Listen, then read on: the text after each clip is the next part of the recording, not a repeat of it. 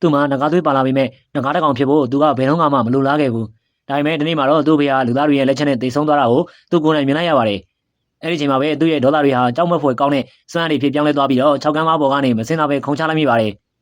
နောက်တစ်စက္ကန့်မှာတော့သူဟာကောင်းကင်ယံမှာပြန်တန်းနေတဲ့ငကားကြီးတစ်ကောင်ဖြစ်သွားခဲ့ပါပြီအဲ့ဒီချိန်မှာပဲနေပေါင်းများစွာမြုပ်နှံထားခဲ့တဲ့ငကားတွေရဲ့လှည့်ဝက်ချက်တွေဟာသူ့ရဲ့အုံနောက်ထဲကိုရောက်လာပါတော့တယ်တကယ်တော့ငကားတွေအလုံးဟာအထီးတွေကြီးပဲငကားမတွေမရှိတဲ့အတွက်သူတို့ဟာမျိုးဆက်ပြန်ပွားဖို့လူသားမိန်းကလေးတွေကိုခွေးယူကြရတယ်အဲ့ဒီမိန်းကလေးတွေကိုရလာတဲ့အခါငကားတွေကသူတို့ကိုအရှင်လက်လက်မိရှို့တက်ပစ်လိုက်တယ်သူတို့ရဲ့ခန္ဓာကိုယ်တွေပြာဖြစ်ပြောင်းလဲသွားတဲ့အခါမှသာအဲ့ဒီမီလီယံတွေကနေငကားသားပေါက်လေးတွေမွေးဖွားလာတာပါ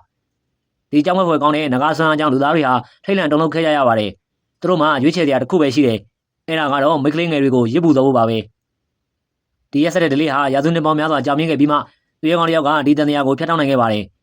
်သူဟာသူ့ရဲ့ချစ်သူကိုထာဝရလက်လုံးမခံနိုင်တဲ့အတွက်အသက်နဲ့လဲပြီးကယ်တင်မဲလို့သစ္စာဆိုခဲ့ပါတယ်သူဟာချစ်ချင်းမေတ္တာကိုအင်အားအဖြစ်ပြောင်းပြီးတော့ခရီးထွက်ခဲ့ရကနောက်ဆုံးမှငကားကူကိုရောက်ပြီးတော့ငကားကိုတတ်နိုင်ခဲ့ပါတယ်သူကတော့သမိုင်းဝင်ငကားသက်သမားဖြစ်လာခဲ့တာပေါ့ငကားဖြစ်သွားတဲ့ကောင်လေးကတော့သမိုင်းကြောမလဲစီခြင်းတဲ့အတွက်6ကန်းမကြားကအကြောင်းလေးကြားထဲမှာပုံအောင်နေခဲ့ပါတယ်သူငကားဖြစ်ပြောင်းလဲတိုင်းအဲ့ဒီကျင်းပြောင်းတဲ့နေရာကသူ့ကိုအပြင်ထွက်မရအောင်ပိတ်ဆို့ထားပေးပါတယ်နေပေါင်းများစွာကြာတဲ့ဒီငကားတစ်ကောင်မှထွက်မလာတော့တဲ့အခါလူသားတွေဟာငကားတွေအကြောင်းကိုတဖြည်းဖြည်းနဲ့မေ့လျော့လာကြပါတယ်အဲ့ဒီခါရေပူစော်တဲ့ဒလေးဟာမင်္ဂလာဆောင်ခန်းနာတစ်ခုဖြစ်ပြောင်းလဲသွားခဲ့ပါတယ်မင်းသမီးလေးဟာအလှပါဆုံးဝတ်စားတွေကိုဝတ်ဆင်ပြီးတော့လေကလေးပေါ်မှာလဲလျောင်းနေရမယ်လေရဲ့တစ်ဖက်မှာကျိုးတစ်ချောင်းရှိထားပြီးတော့တခြားတစ်ဖက်ကမှတော့သူ့ရဲ့သတို့သားကရှိနေရမယ်ငကားတဲ့သမားရဲ့မျိုးဆက်ဖြစ်သူကအဲ့ဒီကျိုးကိုဆွဲရတာပါပျော်ရွှင်မှုတွေနဲ့မူးယစ်နေတဲ့သတို့သားဤကောကတော့ငကားတွေမျိုးတုံးသားပြီးထင်တဲ့မင်္ဂလာပွဲကိုဆင်နွှဲဖို့ငကားသချင်းကိုဝိုင်းတီဆိုခိုင်းလိုက်ပါတယ်သူမသိတာကငကားတွေရဲ့ဂုံတိတ်ကဟာလှောင်မြောင်မှုကိုဘယ်တော့မှလက်မခံဘူးဆိုတာပါပဲ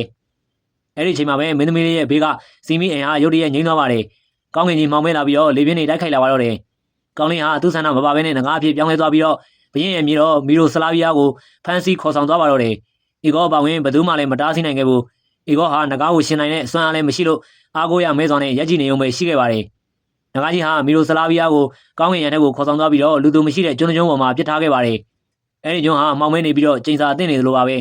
ကျွန်းရဲ့ပုံစံဟာရှေးအောင်ငကားကြီးရဲ့အယုစုကြီးနဲ့တူနေပါတယ်ထွက်ပြေးဖို့လည်းလမ်းစာလည်းမရှိဘူးမီရိုဆလာဗီယာဟာအရန်ကိုကြောက်လန့်ပြီးတော့ဝမ်းနေနေတဲ့အချိန်မှာကျွန်းပေါ်ကကောင်းလေးတယောက်ကိုတတိထားမိသွားပါတယ်သူမကတက်တီမွေးပြီးတော့ရှင်ကဘသူလဲနာမည်ကဘသူလဲလို့မေးပေမဲ့ကောင်းလေးကဘာမှပြန်မပြောဘူးတကယ်တော့သူဟာသူ့နာမည်ကိုယ်တိုင်တော့မသိတာပါသူဟာငယ်ငယ်တည်းကစွန့်ပစ်ခံထားရတယ်လို့မျိုးတွေ့ဝေငိမ့်မောနေတတ်ပါတယ်မီရိုဆလာဗီယာကတော့သူ့ကိုတနာသွားပြီးတော့အာမန်လို့နာမည်ပေးလိုက်ပါတယ်သူတို့နှစ်ယောက်လည်းစကားတွေစပြောပြလာပြီးမဲ့ရုတ်တရက်အကြောင်းပွဲဖွယ်ငကားကြီးတစ်ကောင်ပေါ်လာပြန်ပါတယ်မီရိုဆလာဗီယာဟာကြောက်လန့်တဲ့ကြောင်မျက်စိမိတ်ထားလိုက်ပြီးတော့ပြန်ခွင့်ကြည့်လိုက်တဲ့အခါမှာတော့အာမန်ကမရှိတော့ဘူးသူ့အစားအထူးဆန်းတဲ့တော်ဝါလေးတွေကသူမကိုဝိုင်းကြည့်နေကြပါတယ်အာမန်ကိုငကားကြီးဖမ်းသွားပြီးထင်တယ်သူမဟာဒေါသကြီးခဲလုံးနေနဲ့လိုက်ပေါင်းရင်းနဲ့လှည့်ဝက်လန်းတစ်ခုကိုရှာတွေ့သွားပါတယ်ဒါပေမဲ့ငကားကြီးကထပ်ပေါ်လာပြီးတော့သူမကိုတိုက်ခိုက်ဖို့ကြိုးစားပြန်ပါတယ်အဲ့ဒီအချိန်မှာပဲအာမန်ရောက်လာပြီးတော့အထူးဆန်းတဲ့တော်ဝါတွေကိုရက်တက်မှုခိုင်းလိုက်ပါတယ်တော်ဝါတွေကလည်းအချက်ချင်းနာခံသွားတဲ့အတွက်မီရိုဆလာဗီယာကအာမန်ဟာငကားလားဆိုပြီးတော့တန်တရားဝင်လာပါတယ်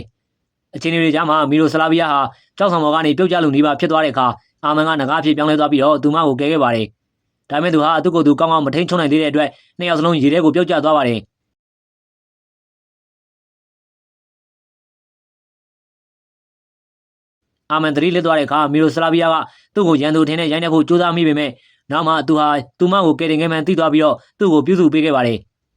ရက်တွေကြာလာတဲ့အခါမှာသူတို့ကြားမှာယုံကြည်မှုနဲ့တန်ရောစင်တွေတိုးလာပါတယ်အာမန်ကလည်းသူ့ရဲ့ဖြစ်တည်မှုအမှန်ကိုဖွင့်ပြောပြခဲ့ပါတယ်သူဟာလူသားလူနေခြင်းပေမဲ့သူ့ထဲမှာငကားသွေးရှိနေတာကြောင့်ရုန်းကန်နေရတာပါမီရိုဆလာဗီယာကလည်းသူ့ကိုထိန်းချုပ်နိုင်အောင်ကူညီပေးမယ်လို့ကတိပေးခဲ့ပါတယ်ဒါပေမဲ့မီရိုဆလာဗီယာဟာစိတ်ထဲမှာတော့အိမ်ပြန်ကျင်နေတော့မှာပဲအာမန်ကဒါကိုသိသွားတဲ့အခါစိတ်တိကြိုက်သွားပြီးတော့သူမကိုအတင်းဆွဲမထားတော့ဘဲနဲ့ပြန်လွှတ်ပေးလိုက်ပါတယ်ကျွန်းကနေလှိမ့်နဲ့ထွက်လာတဲ့မီရိုဆလာဗီယာကိုအီဂေါတို့အဖွဲ့ကတွေ့သွားပါတယ်ဒါပေမဲ့အီဂေါဟာသူမကိုတကယ်ချစ်လို့လာရှာတာမဟုတ်ဘဲနဲ့အာနာကိုမက်လို့သာလာရှာတာဖြစ်ကြောင်းပေါ်သွားပါတယ်ညတော့ပြန်ရောက်လို့မင်္ဂလာပွဲကိုပြန်ကျင်းပတဲ့အခါမှာတော့မီရိုဆလာဗီယာဟာအီဂေါကိုမချစ်ဘဲနဲ့အာမန်ကိုသာချစ်နေမိပြီဆိုတာသိသွားပါတယ်ဒါကြောင့်သူမဟာမင်္ဂလာပွဲအလဲမှာနဲ့ငကားသချင်းကိုတီးဆိုပြီးတော့အာမန်ကိုခေါ်လိုက်ပါတော့တယ်အာမန်ဟာငကားပြေပြောင်းလဲပြီးတော့သူမကိုလာခေါ်ခဲ့ပါတယ်ကျွန်းကိုပြန်ရောက်တဲ့အခါမှာအာမန်ရဲ့ငကားစိတ်တွေကသူမကိုတတ်ဖို့ကြိုးစားပြီးမြဲမီရိုဆလာဗီယာကကျမရှင်းကိုချစ်တယ်ဆိုတဲ့စကားတစ်ခွန်းကငကားကြီးကိုငြိမ်သက်သွားစေခဲ့ပါတယ်ငကားတစ်ကောင်ကိုချစ်ချင်းပြစ်တာနဲ့ပထမဆုံးကြိမ်ဆက်ဆံခံရတာပ